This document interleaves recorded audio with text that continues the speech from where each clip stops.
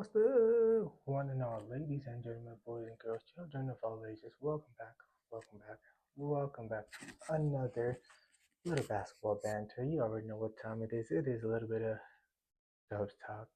Uh, Shout out to NBC Sports Bay Area, but not affiliated with them, maybe just yet. But this time around, talking about the Dubs, let's get into it. I mean, let's get the good news out of the way because we don't have much of those. Happy belated birthday to Draymond Green. Happy belated birthday to Al Horford. Happy belated birthday to LJ Cryer. Pretty much everybody on the roster have belated birthday to the chef 5 days ago now already, turning 38. And a happy 600th win for Coach Kerr. I think top 5 fastest ever to do it. Um, I think the only player and coach to ever have over 600 wins as player and a coach outside of Lenny Wilkins, another former Warrior coach. So shout out to both of them. But that kind of ends our good vibes, good news talk right there. After that, it's all dim and glim. Starts off with injuries. Where do we want to start off? Let's start off with Jimmy Butler. It's March 19th, so exactly 2 months ago, Jimmy Butler went down with his ACL injury. At that time, we had a record of 25 and 19. We were top 6 in the West, top 7 in the West. And then we started falling right after that. We had a 4-6 stretch right after that injury, shell shock, everything. Sure, okay. A little bit of instability. Any player that goes down of that caliber, it's always going to affect the team. Even OKC, they started dropping some games. No, they're still, the top team in the West. They are the champions. But when J-Dub weren't there, that is when they lost 1 or 2 games, and that is expected. When you don't have your star players, you expect to lose some games. So going 400 in that next 10 games after the Jimmy Butler injury, kind of expected. After that, however, the injury bug still stayed with us. Rick went on to, maybe it's because he went to Milan Cortina with Macklin for the Olympics, got the boys, U.S. boys got the dub, but, got the boys ready, was there as a supportive dad.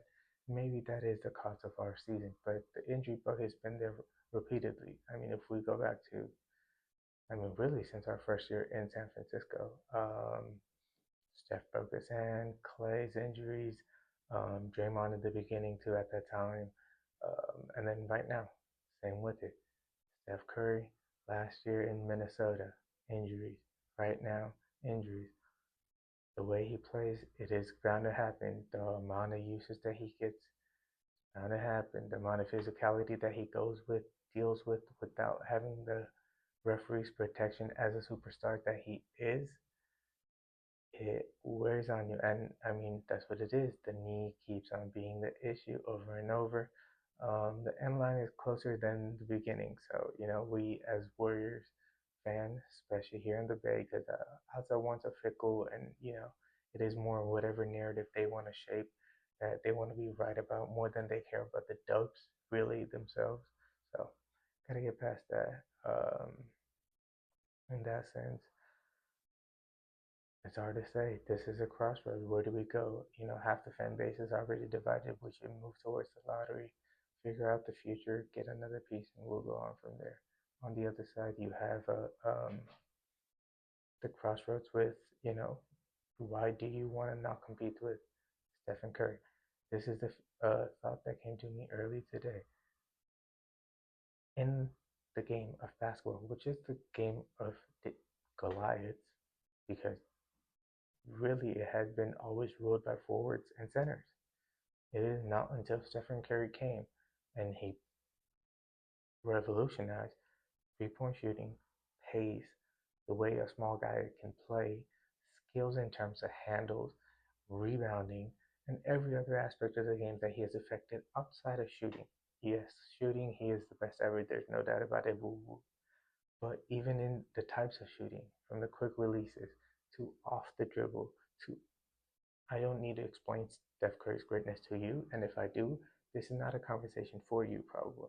But with him being out, with Jim Butler being out, those two, just the key guys themselves, right? Out. Seth Curry, not Steph. Seth Curry has had sciatica issues that has been really not even probably played 5 games this season. Let's be honest. Same sciatica issue was with Al Horford. Once he came, once he got into play shape, and once he started affecting our winning, we saw what he can do. Age was just a number for him. So then came trade deadline. We traded away JK. Good luck to you in Atlanta. You have a great front court duo with Jalen Johnson. Nothing but success for you, my guy. You came here, became a champion. I hope now you get to, be the player that you need to be, and I hope the best for you. But we got KP in return. Was not healthy. Now he's kind of getting back into shape, but offensively, still he's giving us a 30, but it's only 5 rebounds and like 2 assists. Like he's gonna give you the buckets, but he's not gonna affect the full game, the pace of the game, and all of that. He is the second, maybe third option in that championship winning team, but he's not gonna get you over the hump. So, but with him, with all the guys that have gotten the minutes that have developed right now, why do you want to take that confidence away? Maybe you give them a Steph Curry, they win that first game, they win that second game. You have a 7 game series. Possibly, maybe somehow you were to upset, let's say, a San Antonio Spurs. You have a lot more positive energy going into the summer.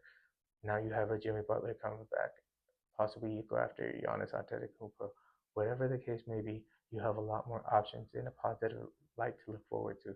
Cool. When you lose, oh yeah, we're gonna be looking for the draft. And okay, we drafted JK, we drafted Mo, we drafted BP. BP's our homegrown guy. Literally after his first season, everybody wanted him out the building. What if the rookie comes in? He's a solid guy, but he's not the flashy guy that everybody needs or want him to be. And he's a perfect fit for us. But at times he doesn't have the consistency, being the young player that they are. And now we want to run him out of town already because we don't have the patience anymore. As a society, we don't have patience. So that's not just a basketball problem.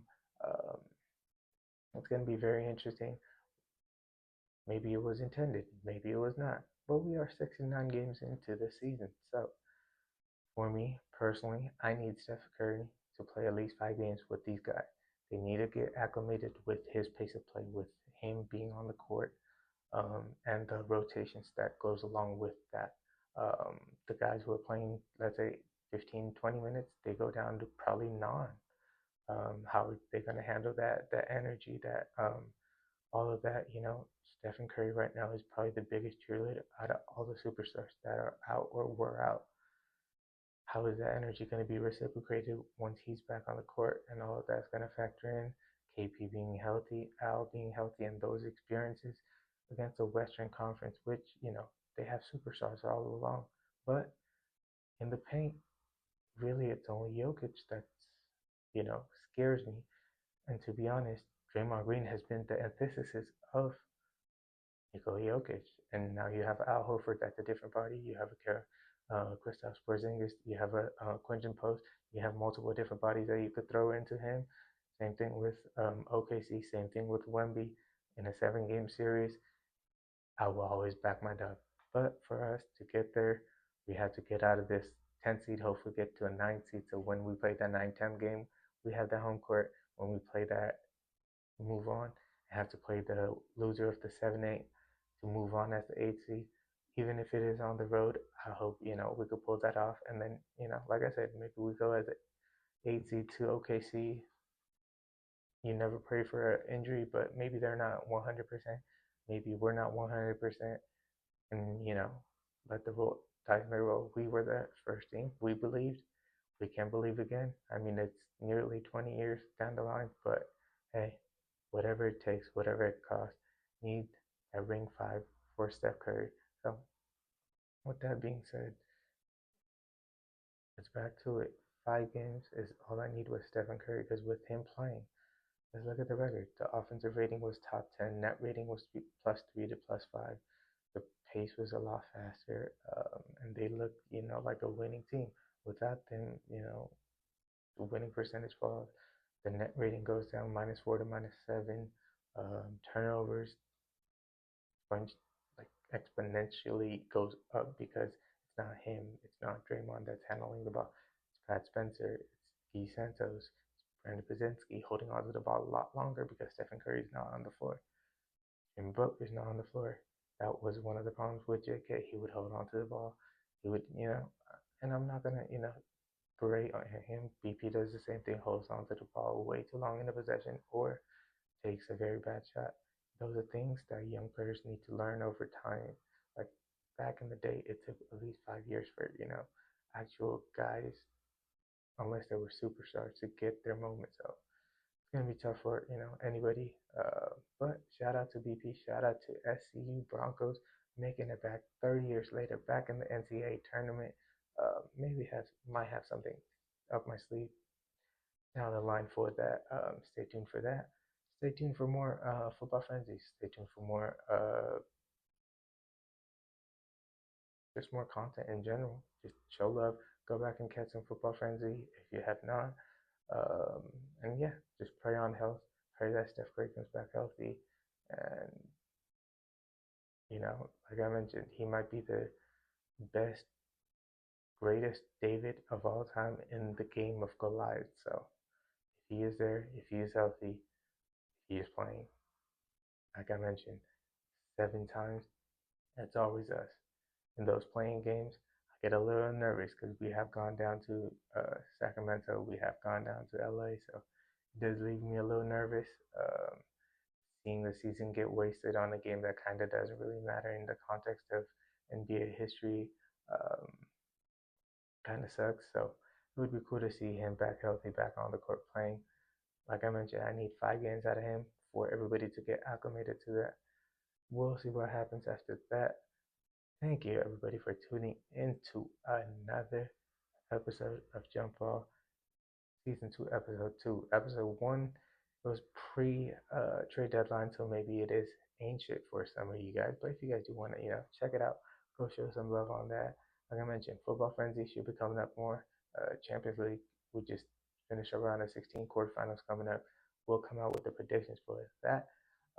And a lot more hoops out will be going on forward, as like I mentioned, March Madness is heating up. Well, starting off today, but it's going to heat up in no time like that, and then leads us right into the NBA playoffs, and after that, summer full of World Cup soccer. With all that being said, it is your guy. You already know what it is. It's all love. Hey.